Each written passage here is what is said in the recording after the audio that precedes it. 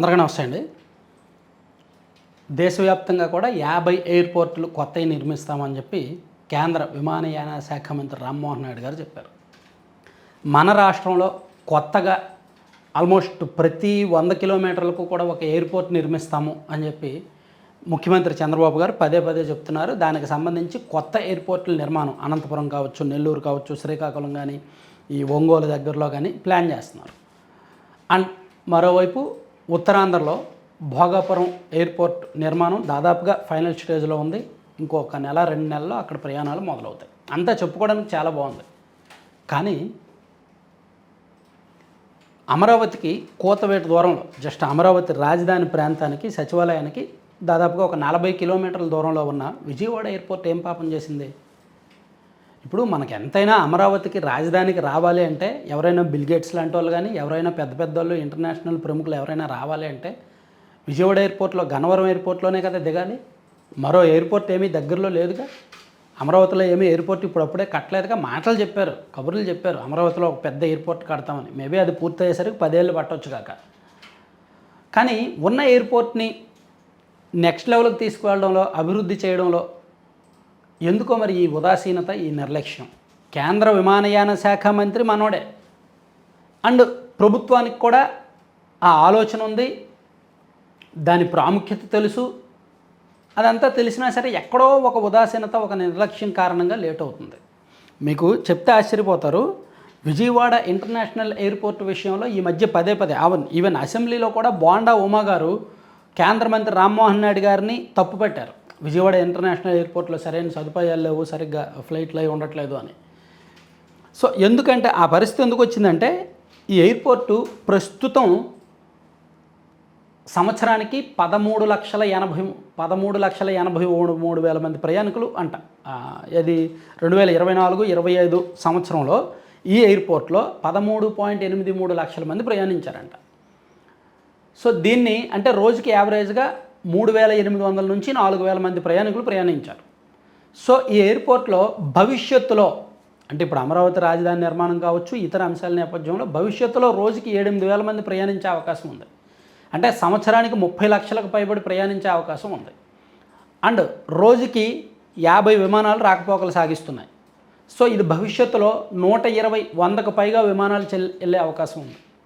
అంటే ఈ బోయింగ్ విమానాలు, బోయింగ్ 777 కావచ్చు, బోయింగ్ 747, బోయింగ్ 787 లాంటి పెద్ద పెద్ద విమానాలు ఉండాలన్నా సరే ఇక్కడ రన్వే పెద్దగా ఉండాలి.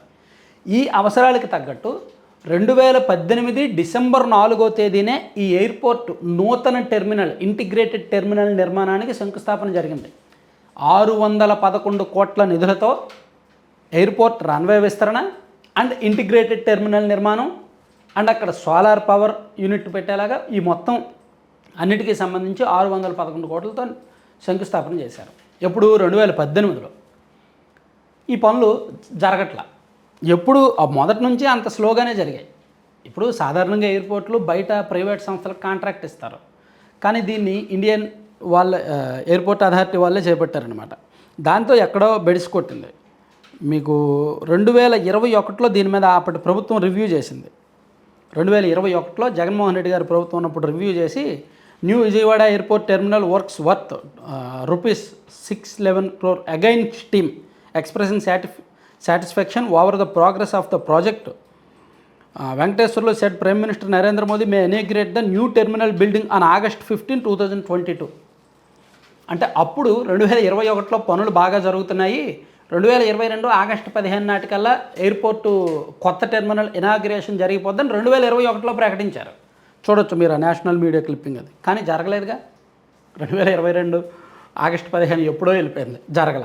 ఆ తర్వాత మళ్ళీ 2023లో ఇంకోసారి రివ్యూ చేశారు. రివ్యూ చేస్తే అప్పటికి 40% వర్క్స్ మాత్రమే జరిగాయి. Only 40% work of integrated terminal building at Vijayawada airport completed so far అని చెప్పి 2023 నాటికి, 2023 మే నాటికి వచ్చింది. సో ఇప్పటికి ప్రస్తుతానికి 80% వర్క్స్ జరిగాయి. చూసారా, 2018లో మొదలైన పనులకి 2023 వచ్చేసరికేమో 40% వర్క్స్, 2026 ఫిబ్రవరి వచ్చేసరికి 80% వర్క్స్ మాత్రమే జరిగాయి. ఇదే మన భోగాపురం ఎయిర్పోర్ట్ తీసుకున్నా లేదా దేశవ్యాప్తంగా ఇతర ఎయిర్పోర్ట్లు ఏం తీసుకున్నా సరే చాలా స్పీడ్గా పనులు జరుగుతున్నాయి. ఎందుకంటే అది ప్రైవేట్ సంస్థలకు ఇస్తున్నారు, వాళ్ళు కాస్త జాగ్రత్తగా చేసుకుంటారు. ఆ కాంపిటేటివ్ పోటీ ఉంటుంది కాబట్టి వాళ్ళని మళ్ళీ బ్లాక్ లిస్ట్లో పెడతారనో, లేదంటే బ్యాడ్ నేమ్ వస్తుందనో, లేదంటే షేర్స్ పడిపోతాయనో భయంతో వాళ్ళు చేస్తారు. కానీ ఇది ప్రభుత్వ రంగ సంస్థ చేపట్టేసరికి లేట్ అవుతుందన్నమాట. సో దీని మీద అర్జెంటుగా ఇప్పుడు రామ్మోహన్ నాయుడు గారు భోగాపురం ఎయిర్పోర్ట్ మీద ఎంత ఫోకస్ పెడుతున్నారో, ఆయన ప్రతి నెల ఎలాగైతే వర్క్స్ పరిశీలిస్తున్నారో దీన్ని అంతకంటే వేగంగా, అంతకంటే ఎక్కువగా దీని మీద కాన్సన్ట్రేట్ చేయాల్సిన అవసరం అయితే ఉంది.